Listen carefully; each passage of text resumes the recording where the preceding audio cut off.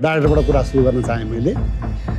तपाईँको सिनेमा गौँथली देशैभरि अझ विदेशमा पनि भनौँ न यति राम्रोसँग चलिरहेको छ, बरु विदेशमा सो बरु थपिएको छ, तर नेपालमा चाहिँ तपाईँको सो हटाइएको छ र कुनै कुनै सिनेमा हलले त उतारिदिएको छ। अघि मैले कार्यक्रमको सुरुमा पनि भने यो विषयमा के भन्नुहुन्छ टिम क्याप्टेनको हिसाबले? यस्तो हो, अब फिल्मको सिनेमा हलवालाहरूले केही सोचेर गर्नुभएको होला। विदेशी फिल्म, नेपाली फिल्म जो भए पनि आखिर हेर्ने नेपाली दर्शक नै हो। नेपाली दर्शकले भोलि गएर हाम्रो गौँथलीलाई अहिलेको भन्दा बेसी माया दिनुभयो भने उहाँले बाध्यताले हाम्रो सो बढाउनै पर्छ। त्यसैले अहिले भर्खर आएको विदेशी फिल्मलाई उहाँहरूले सो बढाउनु भयो भने त्यसमा मलाई केही गुनासो छैन। मलाई आशा छ नेपाली हाम्रो दर्शकले चाहिँ हाम्रो फिल्मलाई माया गरिदिनुहुन्छ र हाम्रो दर्शकको माया गर्नलाई त हलमा हुनु पर्यो नि।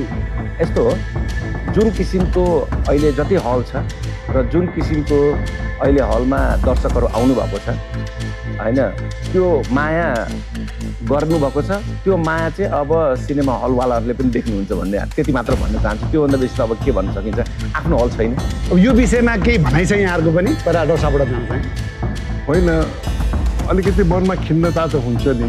एउटा खिन्नता हुनुको कारण चाहिँ के हो भनेदेखि जति दर्शकहरूले अहिले पनि त्यो गौँथली हेर्न हलमा जाँदाखेरि त्यो गौँथली नदेख्दाखेरि उहाँहरूले फोन गर्नुहुन्छ, कतिले चित्त दुखाएर फर्किएको कुराहरू सुनाउनुहुन्छ।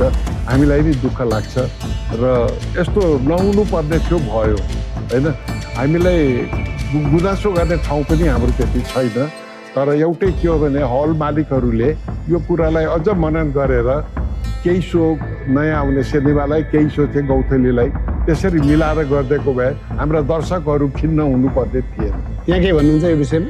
अब अहिले फिल्म चलिरहेको छ, उहाँहरूले चाहिँ अब केही सोचेर होला।